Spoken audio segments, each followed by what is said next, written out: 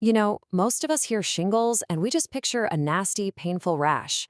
But for so many people, that rash is just the beginning of the story. Honestly, it's not even the most important part.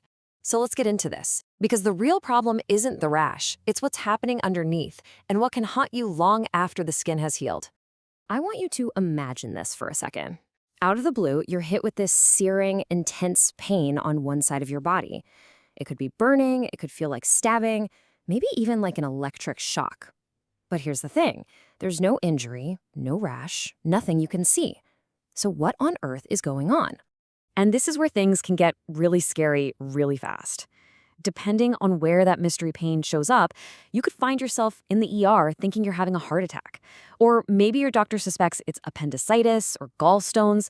The problem is, while everyone's chasing these red herrings, the real culprit is getting a major head start.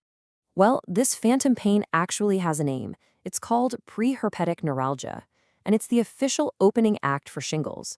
The pain is real because the virus is already wide awake and on the move.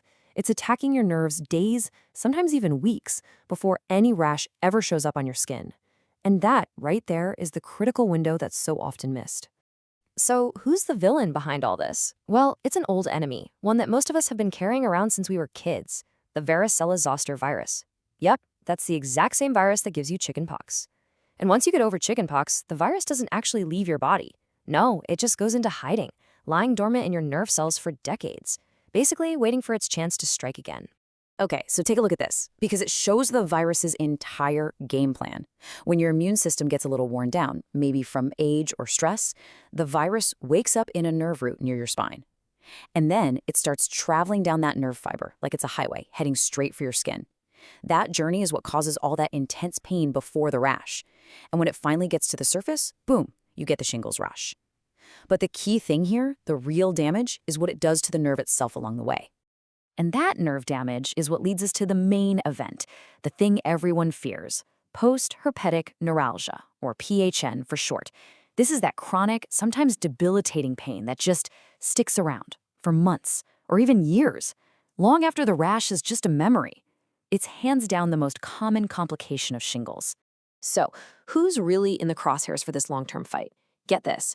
Around 80%, that's 80, of all PHN cases happen in people over 50. It makes sense, right? As we get older, our immune systems aren't quite as tough as they used to be, and that gives the sleeping virus the perfect opportunity to wake up and cause chaos.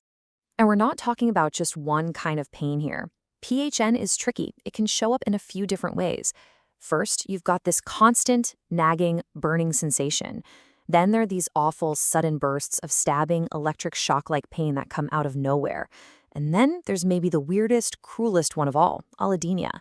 That's when something that shouldn't hurt at all, like the brush of a shirt or even a cool breeze, causes absolute agony. So when we talk about treating PHN, we have to be really clear about something. There's no magic pill that can cure it, because you can't undo the nerve damage. The whole goal of treatment is to manage the pain. It's all about calming down those damaged, haywire nerves that are screaming faulty pain signals up to your brain. This image here is a great way to picture it.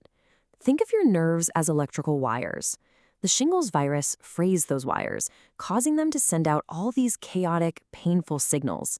What the first-line meds do is act like insulators or signal blockers. They jump in to either quiet down the nerve or just turn down the volume on those pain messages. And there are a few different tools in the toolbox. They all try to tackle the problem from a slightly different angle. You've got things like tricyclic antidepressants, which work on chemicals in your brain. Then there are drugs like gabapentin or pregabalin, which basically tell the overexcited nerves to just calm down. And then you have something more direct, like a lidocaine patch you put right on the skin to numb the area at the source. For most folks, these first-line treatments, the pills and patches, they really do help manage the pain and get their quality of life back. But what about when the pain is just relentless, when it just won't respond to anything? Well, that's when doctors have to bring out the big guns. Interventional treatments. We're talking more invasive things like nerve blocks or even spinal cord stimulators, all designed to bring relief when nothing else works. All of this, the mystery pain, the reactivated virus, the difficult treatments, it all points to one single, incredibly important truth. It's summed up perfectly in this quote from one of our sources. When something is this hard to treat, the absolute best strategy is to not get it in the first place. Prevention is everything. So how do you do that? How do you prevent it? Well, it boils down to two incredibly powerful steps. Number one, vaccination. The shingles vaccine is fantastic at firing up your immune system to keep that old virus locked down. And number two, early treatment. If you do end up getting shingles, you have to see a doctor right away. Getting on antiviral meds, ideally within the first 72 hours, can dramatically cut the illness short and, most importantly, slash your risk of developing that long-term nerve pain. Which brings us full circle, doesn't it? Shingles is so much more than just a rash. It's a full-blown neurological event, one that starts with pain you can't even see and can end with pain that lasts for years. So I guess the real question is, now that you know the risk, now that you know that a strange pain could be the first alarm bell, are we all going to give this thing the urgent attention it truly demands?